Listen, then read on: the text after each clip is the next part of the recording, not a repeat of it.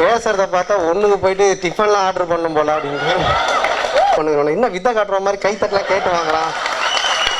என்னால பக்கத்துல உட்காரவே முடியல. சுசீந்திரன் வந்து பேசினாரு, எல்லாரும் அமைதி ஆயிட்டாங்களா. இன்னும் அவன் பிடி மாசமா எல்லாரும் ஆஃப் ஆகிட்டான். யார் பண்ணப்ப கூட்டத்துல பாம்பு பூந்தாம ஒருத்தன் கத்திட்டு இருக்கான் இந்த கவிதையை பத்தி. யார் என்ன பேசினாலும் சரி, கவுண்டமணி சார்னால எப்பயுமே ஒரு ஸ்பெஷல் தான். ஏன்னா அவரு அந்த காலத்து அஜித் குமார் அவரு. எல்லாருக்கும் வணக்கம். அதாவது இப்போ நம்ம என்ன காமெடியா பேசினாலும் எடுப்படாது. ஏன்னா காமெடி டிப்போ, காமெடி சிங்கம். அது பேசிட்டு இருக்கும்போது வாப்பா ரெஸ்ட் ரூம் போயிட்டு வரலாம் அப்படின்னாரு. ஆனால் மேடை நாகரிகம், ஆடா வாப்பா மேடையாது அது போயிட்டு வரலான்ற. இவனுங்க பேசுறத பார்த்தா ஒண்ணுக்கு போயிட்டு டிஃபன்லாம் ஆர்டர் பண்ணும் போல அப்படின்னு.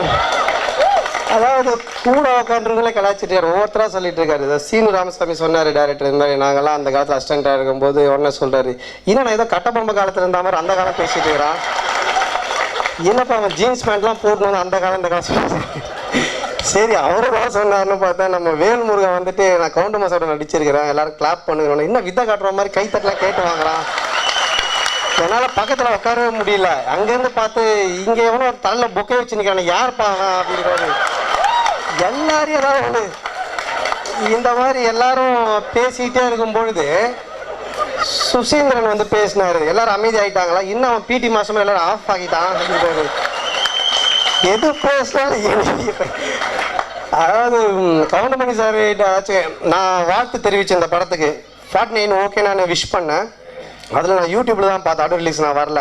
49 சூப்பர் ஹிட் மூவி, நல்ல படம். 49 சூப்பர் ஹிட் மூவி, அதில் ஒரு ட்ரெண்ட் கிரியேட் பண்ணி வச்சிருந்தாரு. எனக்கு வேற எதுவும் கிளைகள் இல்லை. நான் விஷ் பண்ண உடனே சொன்னார், ஆமாப்பா ரொம்ப நல்லா வந்திருக்கு, நல்லா இருக்கு சார். நான் ஃபோனில் தான் பேசுவோம். அதாவது என்ன சொல்றது, சும்மா ஜாலியாக எப்பாவது இது பண்ணி பேசுவோம். எந்த விஷயம் பேசினாலும் அதுக்கு ஒரு கவுண்டர் ஒன்று விடும்.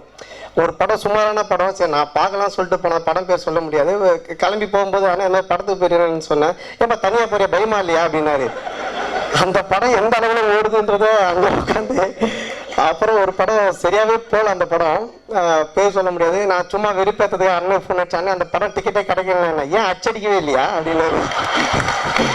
சரி எது அடிச்சாலும் அதுக்கு ஒரு கவுண்டர் அடிச்சுக்கிட்டே இருப்பாரு. அந்த மாதிரி தான் எல்லாருக்கும் சொல்லிட்டு இருக்காரு. யார் பண்ணப்ப கூட்டத்துல பாம்பு பூந்தாம ஒருத்தன் கத்திட்டு இருக்கான் இந்த கவிதையை பத்தி. யார் என்ன பேசினாலும் சரி, அவர் அண்ணனுடைய டயலாக் வந்துட்டு நாட் ஒன்லி யூடியூப் இதெல்லாம். ஒரு இங்கிலீஷ் படம், ஜேம்ஸ் பாண்ட் படம். அந்த ஜேம்ஸ் பாண்ட் படத்துல ஒரு ஆயா ஒருத்தவங்க வருவாங்க, அவங்க தான் வந்து ஆர்டர் போடுவாங்க ஜேம்ஸ் பாண்டுக்கு, James you have to go there and do something. அதனால பேசும். அது தமிழ் ஆக்கம் நான் பார்த்தேன். அந்த ஆயா ஏதோ ஒன்று சொல்றாங்க, அது ஜேம்ஸ் பாண்ட் டயலாக், அண்ணனோட டயலாக் போட்டிருக்காங்க. ஒரே குழப்பமா இருக்கு செட்டியார் மதர் அப்படின்னு. அதுக்கப்புறம் அவர் அங்கே போய் மொக்க வாங்கிடுவாரு. ஃபோனில் அந்த ஆயாக்கு அடிச்சு கேட்குறாரு, ஏன் ஜாங்கிரி கொடுத்த அப்படின்னு. இதெல்லாம் எவ்வளோ ஹைலைட்டான விஷயம் தெரியுங்களா. கவுண்டமணி சார்னால எப்பயுமே ஒரு ஸ்பெஷல் தான். ஏன்னா அவரு அந்த காலத்து அஜித் குமார் அவரு. எந்த ப்ரெஸ் மீட்லையும் பார்க்க முடியாது, எந்த ஒரு என்ன சொல்றது ஒரு ஃபங்க்ஷன்லையும் பார்க்க முடியாது, எங்கேயுமே பார்க்க முடியாது, சினிமாவில் மட்டும்தான் பார்க்க முடியும். அப்படிப்பட்ட ஒரு மனிதர் நான் ரொம்ப ரசிச்சு, எனக்கு காமெடி ரெஃபரன்ஸ்ல எது வேணாலும் சரி ஸ்ட்ரைட்டாக கவுண்டமணி சாரோட ஒரு ஹிட்ஸ் லிஸ்ட் போட்டு அதுலேருந்து தான் நான் பார்ப்பேன். இது என்ன பண்ணியிருக்காரு, இந்த மாதிரி சிச்சுவேஷன் என்ன காமெடி பண்ணியிருக்காரு, என்ன அடிச்சாரு. ஏன்னா எங்களை பொறுத்த வரைக்கும் ஒரு லைப்ரரி. காமெடியாக நான் இருக்கும்போதும் சரி, இப்போ நான் இருந்துட்டு இருக்கும்போதும் சரி, இருக்கிற எல்லா காமெடியன்ஸுமே நான் சொல்லுவேன், ஒரு லைப்ரரினா அது கவுண்டமணி சார் தான். நிச்சயமா அதுக்கு ஒரு ஆல்ட்ரேஷனே கிடையாது. இந்த படம் வேற எங்கும் கிடையாது. இந்த படம் விஷ் பண்ணும்போது டக்குன்னு எனக்கு ஃபோன் பண்ணாங்க. இந்த மாதிரி கவுண்டமணி சார் கேட்டாங்க, நம்ம விஜய் முரளி அவர் சொன்னார் இந்த மாதிரி ஆடியோ ரிலீஸ் வரணுன்ட்டு. இமீடியட்டா ஓகே நான் கண்டிப்பாக வரேன். ஏன்னா அண்ணனோட ஸ்டேஜில் உட்காரதே ஒரு பெரிய விஷயமா நான் நினைக்கிறேன். அதெல்லாம் உட்கார்ந்த ஒரு 10 நிமிஷத்துல ஒரு 15 கவுண்டர் வந்துருக்கும். பட்டு பட்டு பட்டு வரணும் எல்லாருக்கும் அப்படி அடிச்சுட்டு இருக்காங்க. ஸோ இந்த படம் நல்ல படமாக அமையணும். இந்த படத்தில் இன்னொரு செகண்ட் ஹீரோவாக பண்ணுங்க. மெயின் ஹீரோ இருந்தால் நீங்கள் செகண்ட் ஹீரோ தான் நீங்கள். ஸோ ரொம்ப நல்லா பண்ணியிருக்கீங்க. ஹீரோயின், அப்புறம் இந்த படத்தினுடைய டைரக்டர் கணபதி பாலமுருகன் மற்றும் ப்ரொடியூசர் சண்முகம், எல்லாருக்கும் என்னுடைய மனமார்ந்த வாழ்த்துக்கள். இந்த படம் வெற்றி அடைய இந்த நிகழ்ச்சிக்கு என்னை கூப்பிட்டு என்ன ஒரு கௌரவப்படுத்தி அங்கே உட்கார வச்சதுக்கும் எல்லாருக்கும் என்னோட மனமார்ந்த நன்றி தெரிவிச்சுக்கிறேன். தேங்க்யூ. தேங்க்ஸ். அந்த திருமணத்துக்கு இளைய தளபதி விஜய் கூப்பிடுறாரு, சூப்பர் ஸ்டார் ரஜினி சார் கூப்பிடுறாரு. இவங்க 2 பேரும் அந்த திருமணத்துக்கு போகக்கூடிய சூழ்நிலை. ஏன்னா அவர் மலேசியாவில் இருந்தார் சூப்பர் ஸ்டார். அந்த பன்னீர்செல்வம் பக்கத்தில் யார் உட்காந்துருக்குன்னா, அம்பத்தூர் தேட்டரை கன்ஃபார்ம் பண்ணுற போஸ்ட் எடுத்துன்னு போவார், பொட்டி எடுத்துன்னு போவார்.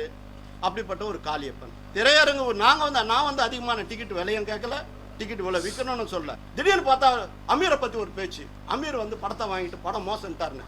இந்த மாதிரி நேரத்தில் ஒரு தவறான செய்தியை யார் பரப்புறது? ஆனால் காலம் அவர்களை மன்னிக்காத அந்த தொலைக்காட்சியை 35 நிமிஷம் பதிய விட்டு புடிய பிடிச்சாங்க. கமிஷா போலீஸில் உட்கார வச்சு அதுக்கப்புறம் அவர் ஆஃபீஸில் 2 மணிக்கு கூப்பிட்டு செட்டில்மெண்ட்டு கேட்குறாங்க. எதுக்கா செட்டில்மெண்ட்டு?